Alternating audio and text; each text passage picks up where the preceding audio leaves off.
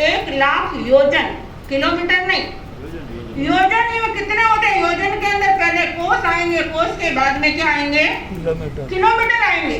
तो 1,00,000 योजन का मेरू पर्वत, उतनी ही उसकी चौड़ाई भी होगी, गोलाई भी होगी, उतना बड़ा ढेर एक जीव ओगे पात्रों का कर ले, इतने ओगे पात्रे किसी जीव ने धारण कर लिए कालांतर में, भवांतर में, तो भी उस जीव का उद्धार नहीं हुआ। क्यों?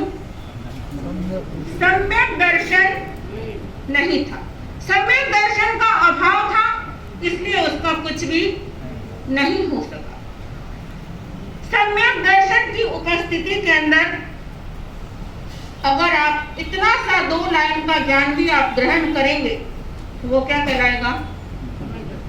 सम्यक ज्ञान कहलाएगा। और अगर मिथ्या दर्शन है, मिथ्यात्व की उपस्थिति के अंदर आपने 11 अंगों का ज्ञान भी क्या कर लिया? कंठस्थ कर लिया, तो वो ज्ञान क्या कहलाएगा? वो कभी सम्यक ज्ञान नहीं कहलाएगा, वो मिथ्या ज्ञान कहलाएगा। और वो ज्ञान का प्रयोग कहाँ होगा?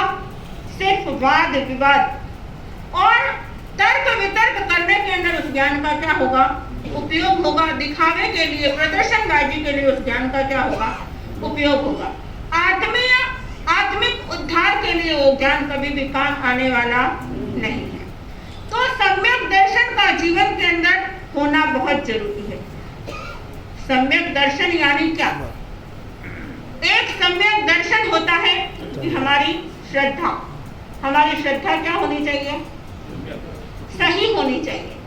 दूसरा सम्यक दर्शन होता है कि चीज को सही तरीके से देखना। हम आंखों से देखते हैं, उसको किस दृष्टि से हम उसको देख रहे हैं। देखने का अपना अपना व्यक्ति का क्या होता है?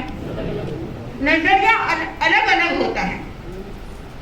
अब कोई रस्सी को सांप समझ लेता है और कोई सांप को क्या समझ लेता है? रस्सी समझ लेता है। ये क्या है? ये उसका नजरिया है, ये उसका दृष्टिकोण है।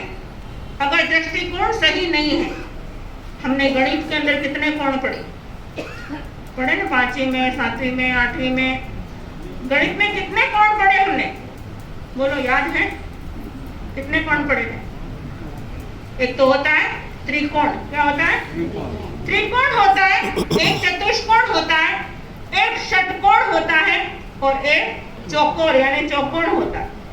इतने कोण हमने गणित के अंदर पढ़ लिए। टीचर ने हमको पढ़ाए, लेकिन किसी ने हमको दृष्टिकोण की शिक्षा नहीं दी। एक तीर्थंकर महावीर ही ऐसे हैं जिन्होंने जीवन के अंदर दृष्टिकोण को सही करने की क्या दी? हमको शिक्षा दी, उपदेश दिया कि सम्यक दर्शन जीवन में कितना आवश्यक है।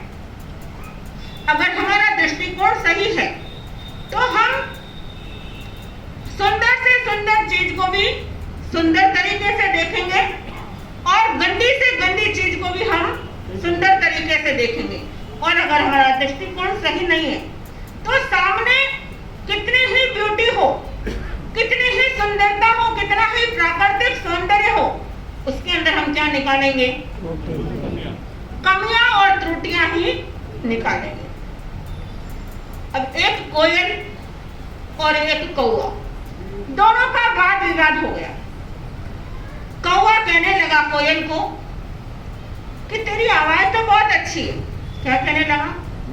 कि तेरी आवाज बहुत सुरीली है, बहुत मधुर है, लेकिन तेरे को रूप भी भगवान ने क्या दिया होता? अच्छा दिया होता। सुंदर रूप दिया होता तो क्या होता? बहुत अच्छा होता। तो कोयल क्या बोली कि कम से कम मुझे आवाज तो क्या दी है? रूप भले ही अच्छा नहीं है मेरा, काला है, रंग काला है, लेकिन आवाज तो कम से कम मेरी अच्छी है। खुद की तरफ भी कभी दृष्टि डाल दिया करो। क्या कहा? कि कभी खुद के ऊपर भी दृष्टि डाल दिया करो कि जिसकी आवाज भी कर्कश, जैसे कौवे की आवाज कोई पसंद नहीं करता, कौवे की आवाज कर्कश आवाज कही जाती है, यानी आवाज भी कर्कश और रूप भी कुरूप, वर्ण भी काला और आवाज भी कर्कश, यानी व्यक्ति खुद के ऊपर कभी दृष्टि नहीं डालता है, खुद के ऊपर कभी अपना अवलोकन नहीं करता है कि मेरे जीवन के अंदर क्या है। कहते हैं घर के चिराग तले क्या होता है, अंधेरा होता है। व्यक्ति खुद के जीवन में कितनी ही आग जल रही हो कभी नहीं देखेगा, लेकिन पड़ोस में जरा से भी एक चिंगारी भी जल गई तो क्या करेंगे, सुनने के लिए पहुंच जाएंगे, झापा टापी करने के लिए क्या हो जाएंगे, पहुंच जाएंगे। अरे आज इनके घर में क्या हुआ, आज इनके घर में लड़ाई हुई, आज इनके घर में क्लेश हुआ। और जब खुद के घर में इतना होता तो वो कोई व्यक्ति नहीं देखता। तो इसी प्रकार से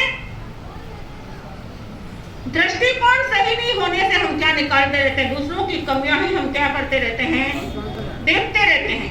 और जिसकी कमी देखने की आदत पड़ जाती है वो एक दिन कैसा बन जाता है, वो सारी कमियां हमारे जीवन के अंदर आ ही जाती है, क्योंकि उसका दृष्टिकोण ही गलत हो गया है।